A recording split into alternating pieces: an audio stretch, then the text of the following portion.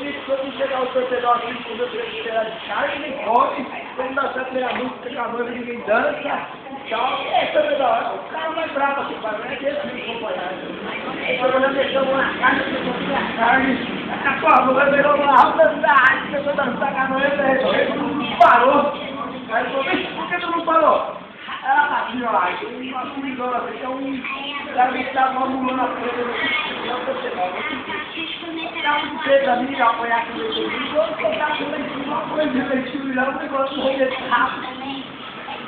Aí foi, subiu gritando, ô, Fernando, espera aí, eu tô entendendo que chegou lá em cima e viu café, você começar a ter o bicho, aquele cara muito lá embaixo, meu. Já começou a pega, tá todo mundo correndo, vou voltar daqui, quando ficar muito tempo pra mim, pegou e vou voltar pra trás. O cara veio em casa, catou, deu uma sua dela, por que você tava